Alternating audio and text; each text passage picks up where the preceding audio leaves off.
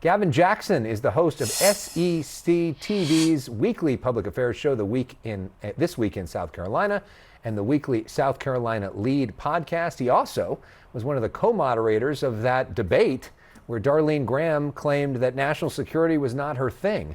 Gavin Jackson, welcome to The Story Is for the first time. Yeah, thanks for having me on. So where are we at in these final hours? What's the sense on the ground in terms of who's ahead, if anybody is?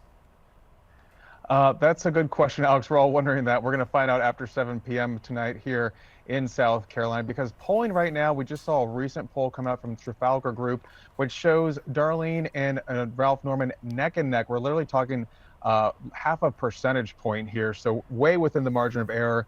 No one could really tell you definitively which way this race is going. It's been a whirlwind past 45 days in South Carolina since we lost the late Senator Lindsey Graham.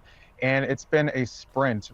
2 weeks ago, we had 10 candidates in this race. Now we have just 2. And they're pretty different people there, too, as well. But, it's really wide open right now. I don't think we're going to know the results until really late Tuesday evening. In terms of that debate that got so much attention, when Darlene Graham said that national security is not my thing, you're sitting there. What's that like in the room?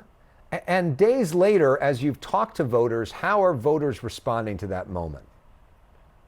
Right, so it was a bit of a forthright answer, some would say. I think we were kind of getting maybe a little bogged down in foreign policy issues, but that's, we were partnered with Newsmax on that. That was more of their debate.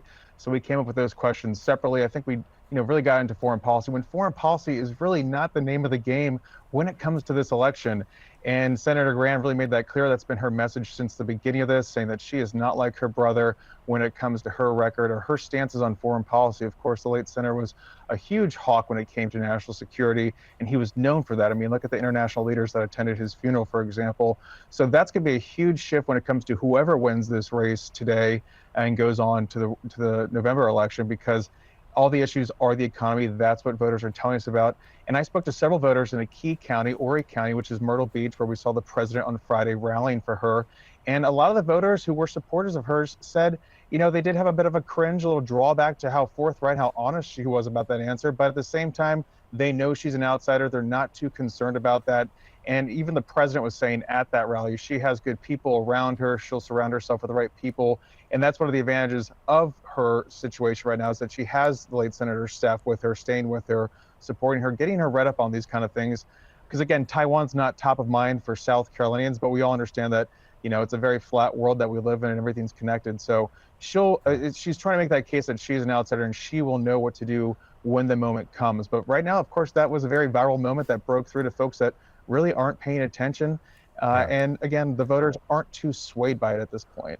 Well, one of the things she's clearly suggesting she'll do when the moment comes is listen to President Trump and essentially do what he wants. Talk about why is President Trump so all in for her in a way he isn't with almost any other candidate across the country, and what that may also have to do with Ralph Norman, her opponent. Right, so we did see Governor Henry McMaster appoint her to fill out the remainder of her brother's term right immediately after his death in July. And then that progressed into the president, his telling of it, that he told her to go ahead and run for the full term. He supports her. He sees her as someone of an ally, continuing on Lindsey Graham's legacy. Of course, Lindsey and the president had a contentious relationship going back to 2015 when he was also running for president. But Graham came around and became a very close ally. He had the ear of President Donald Trump, and he really solidified that relationship, so much so that it's carrying over to his sister, Darlene, who Trump sees as someone that would be easy to get along with his agenda, not ask too many questions, be that hard yes when he needs her to be. And that's different than Congressman Ralph Norman, who you might remember endorsed his longtime friend, former governor, former U.S. UN ambassador Nikki Haley in the 2024 presidential primary. He came around and supported Trump eventually when she dropped out.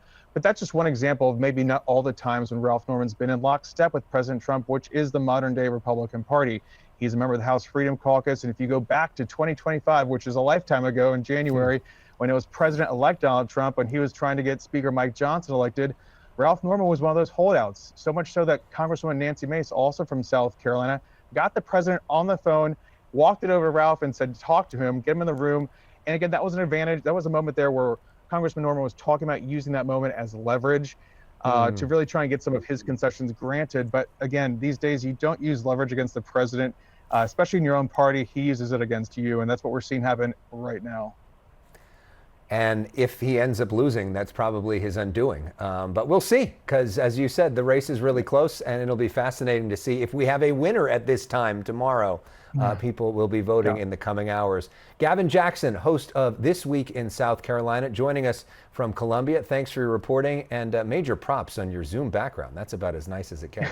We appreciate having you here to start us off on The Story Is.